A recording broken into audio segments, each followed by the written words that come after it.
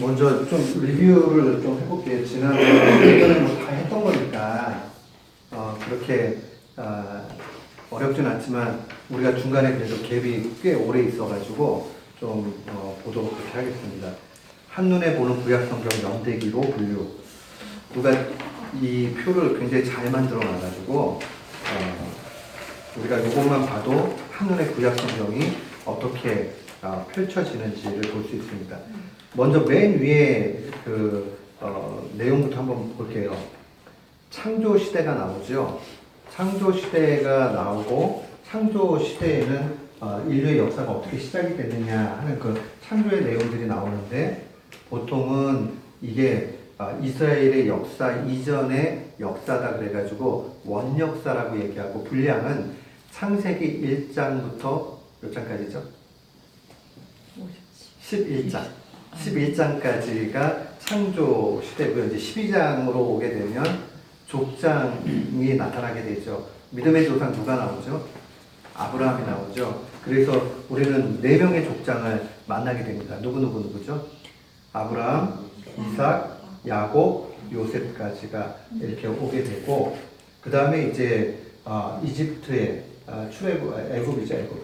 이집트의 노예 생활을 이제 하게 되는데, 대표적인 그 이스라엘 공동체를 애굽 땅에서 이집트에서 끌어나오는 일에 중추적인 역할을 한 사람이 누구예요? 모세죠. 그리고 모세의 또 다음 리더십을 이은 여호수아.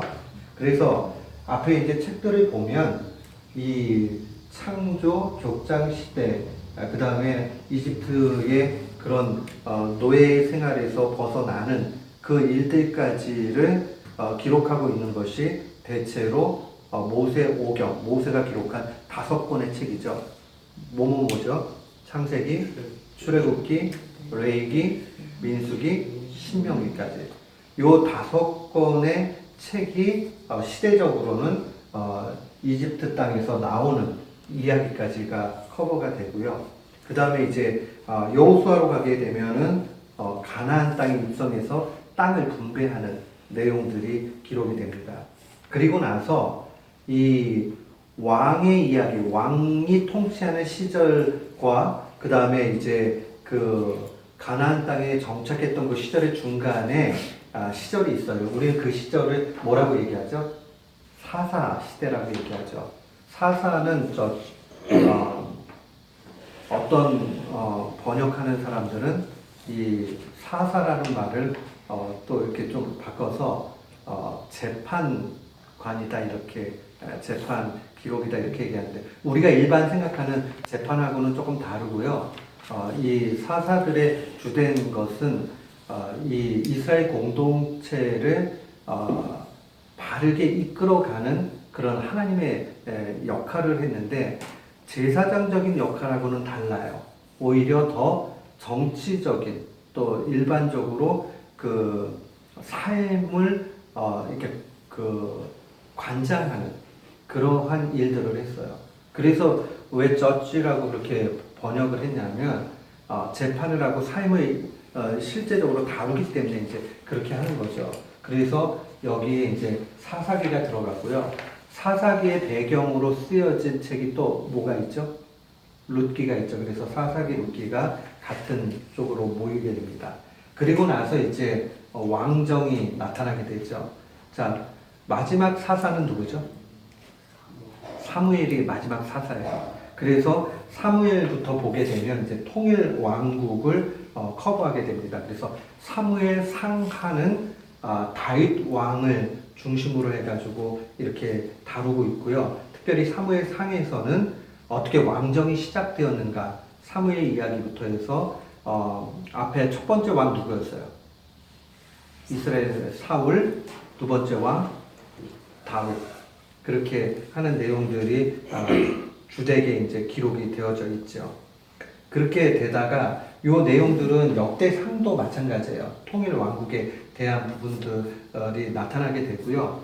그 다음에 이제 열왕기로 넘어오게 되면 분열 왕국이 되죠. 이 분열 왕국인데 분열 왕국을 커버하는 게 거기 표에도 나오지만 열왕기 상하가 그렇게 돼 있어요. 열왕기 상과 하. 그 다음에 역대하가 그렇거든요. 근데 관점이 달라요. 기록하는 관점이. 이 열왕기 상하는 북이스라엘에게 초점을 맞추고 있죠. 분열 왕국의 왕들 가운데서 북이스라엘에 초점을 맞추고 있어요. 왜 북이스라엘에 초점을 맞추고 있을까요? 정통은 어떤 면으로 보면 남쪽 유다인데 왜 그럴까요? 얼마나 악하냐, 얼마나 죄 많이 지었느냐 하는 것을 고발하는 내용들이에요. 그래서 하나님이 죄를 얼마만큼 미워하고 회개하기를 원하시는가 하는 내용들이고요. 이제 역대하로 내려오게 되면 다윗 왕을 비롯해서 남유다 왕국을 주되게 이렇게 기록을 하고 있고요. 그 다음에 이제 그 역대하가요. 그렇게 기록이 돼 있고 그 다음에 이제 바벨론의 포로를 가게 되죠. 자, 북이스라엘은 어디에 멸망을 하죠? 북이스라엘? 북이스라엘은 어느 나라에 멸망을 하게 돼요? 아수르에 멸망을 하게 되죠. 주전 722년에 아수르에게 멸망을 하죠. 근데 먼저 멸망을 합니다.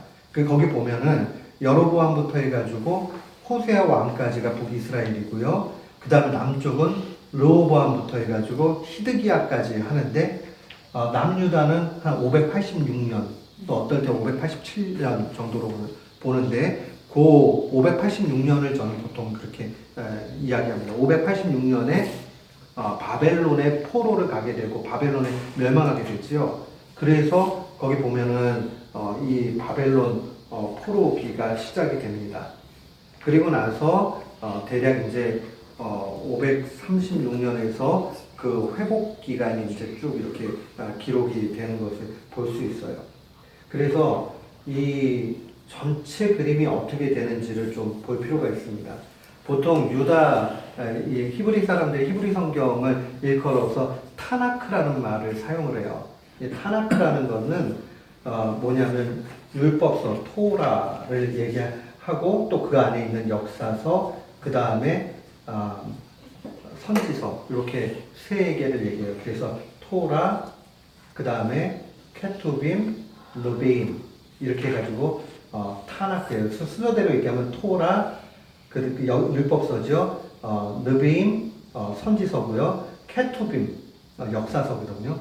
근데 그냥 읽을 때는 타나크 이렇게 읽어요. 그러니까 히브리어 자체는 자음만이 주되게 있기 때문에 자음만 써요. 그래도 이 사람들은 모음을 자연스럽게 다 읽어요. 그냥 딱 보면 읽어내요.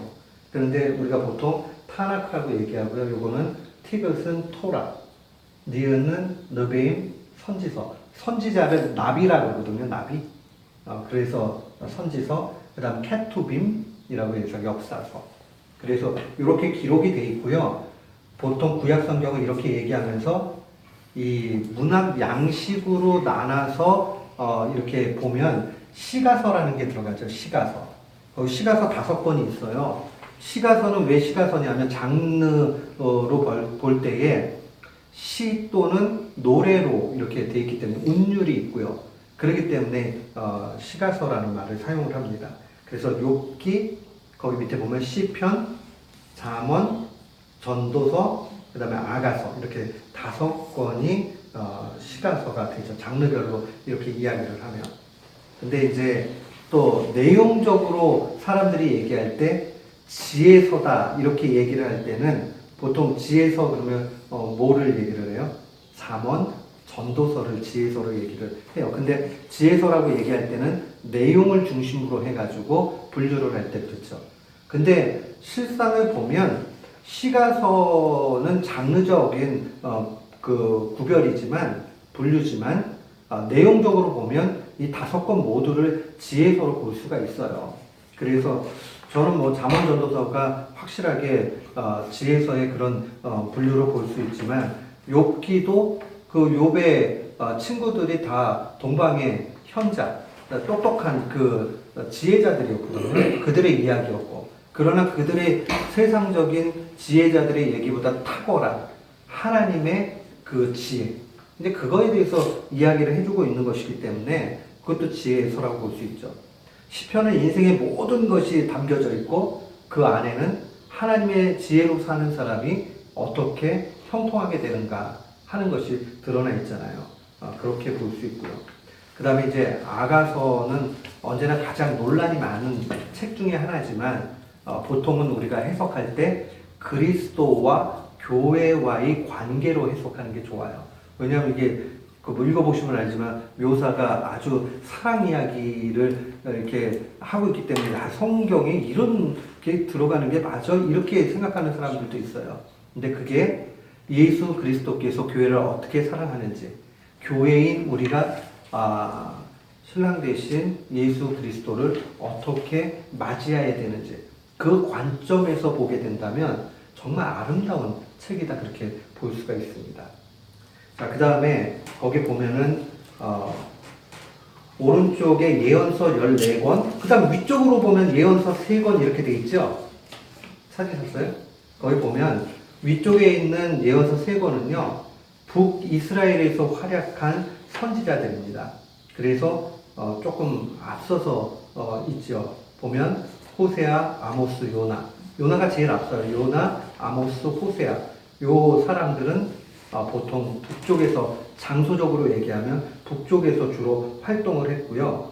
밑에 있는 14권은 남쪽에서 활약한 그러한 선지자들로 보통 분류를 합니다. 어떤 분들은 남북을 같이 오가기도 했지만 우리가 이해하기 쉽게 이렇게 보시면 좋아요. 그 다음에 일반적으로 또 분량을 통해 가지고 대선지서, 소선지서 이렇게 분류를 해요. 그러니까 대선지자는 더 큰 사람이고 소선지자는 더 작은 사람이다. 그게 아니라 성경을 기록한, 그래서 성경을 기록한 선지자들은 문서 선교사, 선지자라 이런 말을 써요. 문서 선지자. 이 문서 선지자들이 있고요. 그 문서 선지자들은 우리 성경책을 쓴 사람들이죠. 그 사람들이 총 17명인데 그 중에 5명은 분량이 많아서 대선지서를 기록한 대선지자라 그렇게 얘기를 하고요. 12명은 이제 좀 적겠죠. 적어서 소선지자 이렇게 이야기를 합니다. 우리 대선지자 사람으로는 4명이 나오고 그 다음에 책으로는 5권이 나와요. 누구누구 있죠? 이사야, 예레미야, 애가까지 집어넣는 거예요. 책으로는요. 그 다음에 에스겔, 그 다음에요. 에스겔. 찾아보세요. 잘. 분류적으로 보면은. 잘 모르겠어요? 거기 잘 보세요. 보면은 이사야 표시하세요. 그 14명 중에서 이사야, 그쵸? 그 다음에 오른쪽으로 오면 예레미야 있죠? 예레미야가 에스겔, 그쵸? 그러면 누가 좀 많이 들어본 것 같아요. 이렇게 보시면 다니엘. 네, 그렇게 해서 5권이 저기가 되고요. 그 다음에 여기서 보면은 나머지 12권이 소선지서가 그렇게 돼요. 나머지 12권이. 그래서 총 합치면은 17권.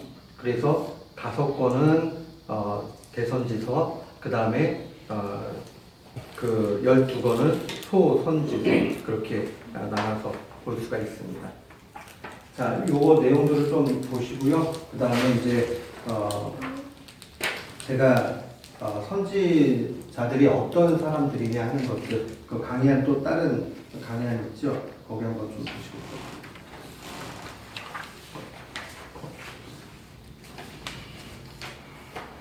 거기 보면 선지자라고 얘기하면 우리는 선지자 그러면은 조금 착각하는 게 있어요.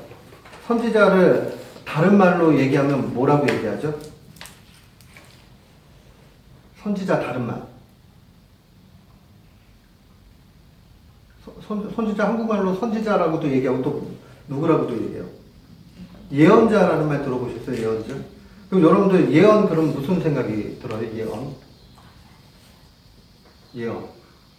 될 일. 그렇죠. 미래의 일들을 얘기하는 것처럼 그렇게 생각이 들죠. 앞으로 있을 일들에 대해서. 그런데 원래 이 예언이라는 말 자체가 앞으로 뭘 어떻게 된다 하는 것을 단순히 보는 게 아니라 더 근본적으로 이야기하면 하나님께서 원하시는 것이 무엇인지를 보는 사람을 의미해요. 그래서 선지자의 개념을 보면 하나님의 뜻을 백성에게 알려주는 대언자. 대언이라는 말이 뭐예요? 대신 말해주는 스피커라는 거죠. 스피커. 근데 참 선지자는 내 얘기를 하는 거예요? 하나님 얘기를 하는 거예요? 하나님에 관해서 얘기하는 거예요? 하나님께서 하라는 말을 하는 사람이에요. 그렇죠. 그러니까 이걸 정확하게 우리가 알아야 돼요. 하나님에 대해서 얘기를 해도 자기 마음대로 얘기하면 그건 참 선지자가 아니에요. 그러니까 오늘날에도 그런 사람들이 많아요. 이단들 보면 하나님에 대해서 얘기하고 성경 얘기를 막 해요. 그런데 자기가 해석한 대로 얘기하잖아요. 그리고 하나님이 알려주는 내용하고 다르게 한단 말이에요. 그런 사람들은 안 돼요. 하나님에 관하여가 아니라 하나님이 말씀해 주신 것을 말해야 돼요. 그래서 언제나 기준은 뭐예요? 성경이 돼야 돼요. 하나님의 말씀은 뭐로 푼다? 하나님의 말씀으로 푼다. 그러니까 성경을 성경으로 해석한다라는 게 기본적인 전제고요. 그런 의미에서 여기 이 말이 되게 중요해요. 그 다음에 이제 두 번째, 하나님의 마음을 보는 선견자, 볼견자, 미리 본다는 거죠. 그러니까 하나님의 마음을 헤아려서 알 수 있어야 돼요. 자, 하나님의 마음을 어떻게 알 수 있죠? 그럼 어떻게 하면 하나님 마음을 알아요?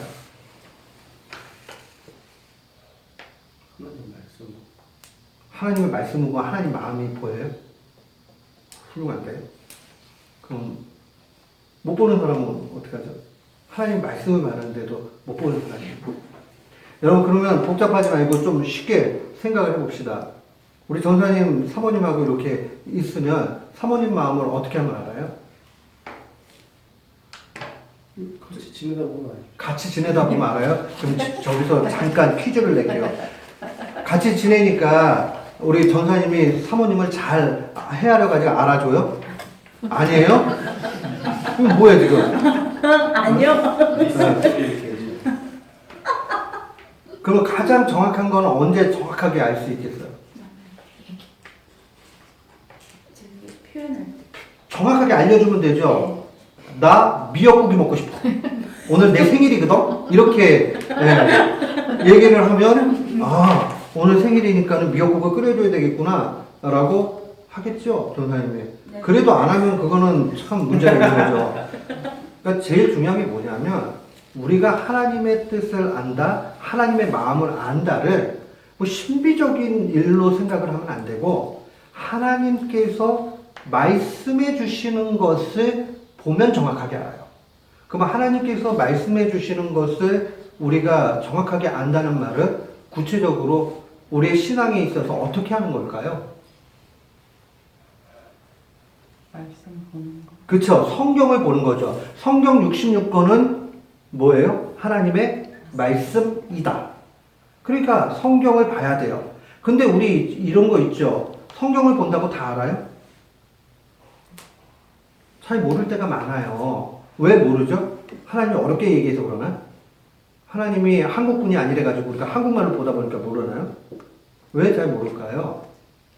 정확하게 아셔야 되는 게 성경은 해석되어야 할 책이에요. 그러니까 성경 말씀을 딱 내가 그냥 계속 읽는다고 깨달아지는 것이 아니라 이게 해석이 돼야 돼요. 그러면 제대로 된 해석자를 만나야 되겠죠. 여러분 옛날에는요 한국에 학원들이 막 이렇게 많이 있을 때 학원에서 제일 광고를 잘하는 내용 중에 하나가 저자 직강 이런 말이 있었어요. 그러니까 책이 베스트셀러가 된 거예요. 국어 책. 그러면 한샘, 서한샘이라는 선생님이 쓴 게 엄청 팔렸거든요. 그러면 이분이 자기가 학원이 있어요. 한샘 학원. 그러면 거기에 이렇게 써 있어요. 저자 직강. 저자가 그 책을 직접 강의한다. 그러면 학생들이 막 엄청 몰려들어가요. 그 똑같아요. 하나님께서 성경 66권을 기록하게 하셨어요. 근데 성경의 저자가 누구예요? 바울도 있고 모세도 있고. 그럼 이 저자 직강을 들어야 되는데 다 죽었네? 없어요. 어떻게 해야 되겠어요? 인간 저자는 인간의 말로 받은 것을 감동받아서 기록한 것이지 자기가 창조적으로 만들어낸 건 아니죠. 그런 면에서 도구지 아주 크리에이티브하게 한 원저자는 아니죠. 오리지널 오서는 누굴까요? 성령님이죠. 그렇기 때문에 성령님을 통해서 해석을 해야 돼요. 그럼 이제 또 복잡해지기 시작해요. 성령님을 통해서 해석을 어떻게 하는가라고 할 때 제일 기초가 되는 건 뭘까요? 성령의 그 해석을 듣기 위해서 우리가 제일 먼저 해야 되는 건 뭘까요? 기도하셔야 돼요. 기도하셔야 돼요. 이건 영의 차원이기 때문에 기도를 하셔야 돼요. 그리고 하나님은요, 이런 바른 해석들을 하기 위해서 오랜 시간을 지나게 하면서 인간의 역사와 인간의 이 제도 안에 제대로 해석할 수 있는 그러한 훈련들을 하시는 게 있어요. 그게 오늘날로 이야기하면 신학교 세미너리가 될 것이고요. 또 거기에서 훈련받은 목회자들이 될 거예요. 그렇기 때문에 학자나 목회자들 가운데 아주 영적으로 탁월하게 그렇게 충만한 은혜를 받은 분들의 가르침, 또 근본적으로 기도하면서 하나님이 알려주시는 것, 요 틀 안에서 우리가 해석해 나갈 때 안전하게 성경을 보게 되겠죠. 그러면 하나님의 뜻에서 벗어나지 않게 되는 거죠. 그런데 특별히 은사 가운데서 이런 뛰어난 깨달음이 있는 사람들이 있어요. 이제 그런 사람들을 일컬어서 우리가 어떤 면에서는 하나님의 말씀을 깨닫는 그러한 은사를 받은 거죠. 뭐 그렇다고 그분을 명명하기를 선지자의 은사다 이렇게 하면 많은 혼란이 있으니까 그렇게 얘기는 하지 않지만 특별히 기도하는 가운데서 하나님의 말씀을 깊이 깨닫는 그러한 은혜를 받는 분들이 있어요. 성도들이 다 성령 충만한 가운데 그렇게 되면 좋겠죠. 그래서 그런 의미에서 우리가 선지자들은 그런 특별한 은혜를 받았다, 그러한 은사를 받았다 하는 것을 기억해야 됩니다. 구약 역사 속에 보면 선지자들이 등장을 하는데요. 여러 사람들이 등장을 해요. 거기 보면 아브라함도 있고 모세도 있고 사무엘도 있고 나단도 있습니다. 또 엘리야, 엘리사, 그 다음에 열왕기 하 22장에 보면 훌다라는 사람이 나타나요.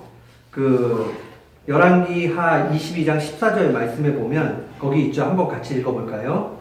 이에 제사장 hil기야와 또 아히감과 악볼과 사반과 아사야가 여선지 훌다에게로 나아가니 그는 하라스의 손자 디과의 아들로서 예복을 주관하는 살룸의 아내다. 여선지 훌다의 남편은 살룸인데요. 이 사람 집안이 괜찮았어요. 하라스의 손자 디가의 아들로서 예복을 준비하는 그러한 특별한 은사를 받은 사람이었죠. 이게 왜 그러냐면 요시아의 종교개혁이 아주 중요한 일이 됐어요. 이 두루마리를 발견을 하잖아요. 그리고 나서 이것을 갖다가 해석을 해야 되겠는데 아무도 오랜 시간 해석을 할 줄을 모르고 있는 상황일 때 그때 제사장 hil기야와 또 다른 사람들이 이 여선지였던 훌다에게 가서 그 내용들을 알아보는 내용이 기록이 되죠. 그 15절 이후로 20절까지 보면요. 내용이 그래요. 하나님께 불순종하기 때문에 너희들이 징계 받게 되는 것이고 그 다음에 결국은 하나님께 돌아와 회개하고 말씀에 순종하라 하는 게 이제 기본적인 내용이었어요. 토라의 내용도 마찬가지잖아요. 우리가 순종하면 복을 받고 불순종하면 징계를 받는다. 그 내용을 고스란히 다시 한번 얘기하게 되고 이 요시아가 이걸 근거로 해가지고 종교개혁에 박차를 가하게 되는 것을 볼 수 있습니다. 자, 그래서 선지자들은 하나님의 뜻을 밝히 아는 사람이고 또 하나님의 마음을 헤아리는 사람이에요. 그런 의미에서 오늘날의 모든 성도들은 성령 충만한 가운데 어떻게 해야 되겠어요? 성령 충만한 가운데 이 선지자들과 같이 말씀을 연구하고 말씀 속에 잠겨야 돼요.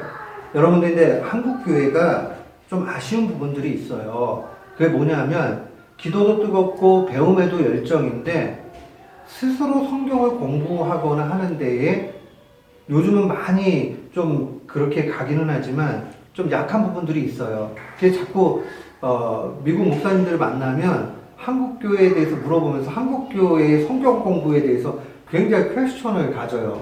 왜 그러냐면 목회자나 강사가 계속 가르쳐요. 그리고 앉아서 배워요. 이러다 보니까 너무 수동화돼 버리는 거죠.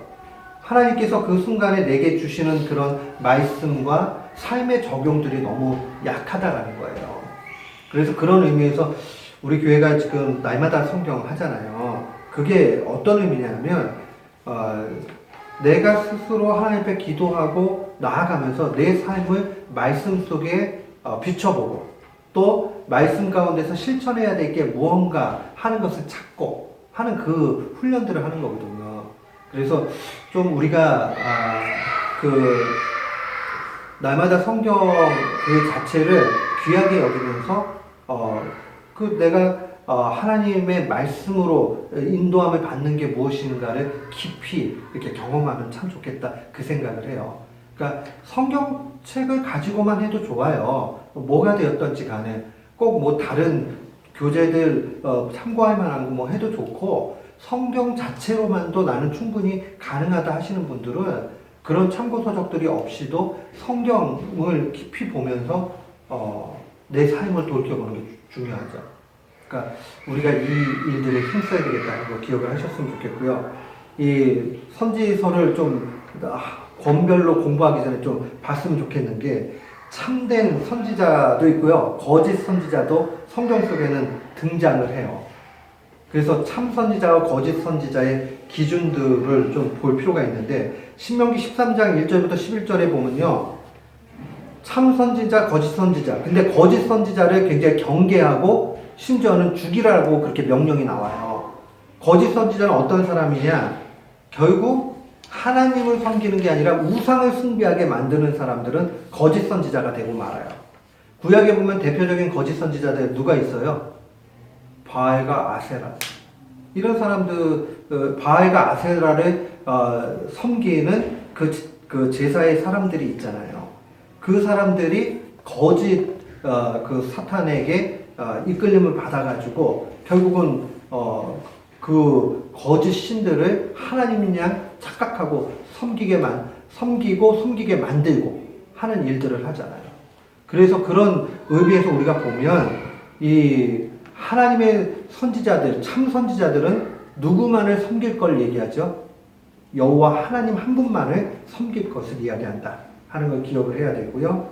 그 다음에 이제 신명기 18장 18절에 보면 거기 한번 보세요. 내가 그들의 형제 중에서 너와 같은 선지자 하나를 그들을 위하여 일으키고 내 말을 그 입에 두리니 내가 그에게 명령하는 것을 그가 무리에게 다 말하리라. 이게 결국은 뭐 신명기 18장 18절은 하나님의 참 선지자의 원형이신 예수 그리스도에 대한 예언의 메시지지만요. 일반적인 선지자들은 뭐냐면 하나님이 내 말을 그 입에 둔다. 그러니까 선지자들은 누구 말만 하는 거예요? 하나님 말만 하는 거죠. 그러니까 하나님에 관한 말을 하는 게 아니라 하나님이 말씀하신 것을 그대로 말하는 일이 선지자다 하는 것을 기억을 하셔야 돼요. 그래서 하나님께서 이 선지자들을 세우셔가지고 그들의 귓가에 들리도록 그렇게 말씀하실 때 그것을 들을 귀가 있는 사람들이 되는 것, 그게 바로 참다운 신자의 모습이다 하는 것도 놓치지 말아야 됩니다. 그리고 이제 18장 22절에 보면요, 신명기요. 우리 한번 같이 읽어볼까요? 만일 선지자가 있어 여호와의 이름으로 말한 일에 증언도 없고 성취함도 없으면 이는 여호와께서 말씀하신 것이 아니요 그 선지자가 제 마음대로 한 말이니 너는 그를 두려워하지 말지니라. 그러니까 선지자가 예언한 것은요, 그러니까 예언이라는 말은 단순히 미래에 있을 일만 얘기하는 게 아니라 하나님이 알려주신 메시지죠. 이 메시지를 선포했는데 증언도 없고 성취함도 없다. 그것에 대한 증거도 없고 정말 그렇게 된 그 성취도 없다. 그러면 그건 거짓 선지자가 된다는 거예요. 반드시 증표가 있게 되고 거기에는 그 성취함이 반드시 일어나게 된다는 겁니다. 이런 의미에서 볼 때에 선지자들은 언제나 자기를 돌이켜보죠. 하나님 앞에 받은 것이 정말 맞는가 안 맞는가에 대한 그러한 확증을 갖기 위해서 여러 가지를 하는 거 우리가 구약성경 안에서도 보게 되잖아요. 하나님 앞에 다시 묻기도 하고 어떤 증표를 보여달라고 하고 하는 일들이 바로 이러한 이유 때문에 그러하다 볼 수 있습니다. 근데 이제 그 선지서들의 통일적인 그런 주제들을 한 세 가지로 보면 특성이 언제나 그래요. 하나님께서 내게 말씀하셨다 하는 게 강조가 돼요. 그래서 여호와께서 이같이 말씀하시되 라는 말이 언제나 붙어서 나오죠. 여호와께서 이와 같이 말씀하시되 자기 얘기하는 게 아니라 하나님이 이렇게 말씀하신다 하는 것을 현장감 있게 생생하게 증언하는 거죠. 그 다음에 이들의 내용들을 보면 언약 관계에서 이스라엘을 택하셨다라는 게 강조가 돼요. 이게 왜 중요하냐면 선지서를 잘못 해석하는 것 중에 하나가 뭐냐면 민족적 이스라엘로 해석을 하게 되면요. 모든 것이 이스라엘 나라로 중점을 맞추게 돼 있어요.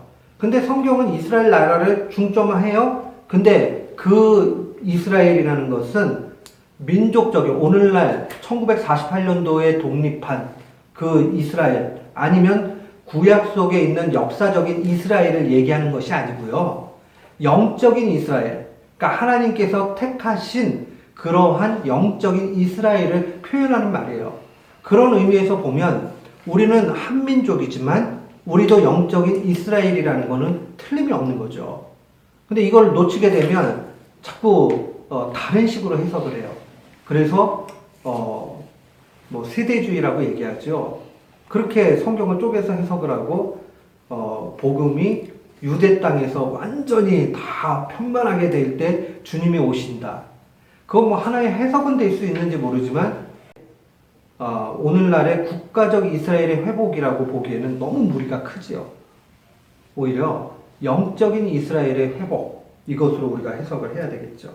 그 다음에 선지자들의 공통적인 메시지는 언제나 죄악에 대해서 고발하고요. 회개하고 돌아오라 하는 것이 공통된 주제라는 걸 볼 수 있습니다. 거기 보면은 이제 바벨론 포로 6번이요. 아까 분류는 다 했고요.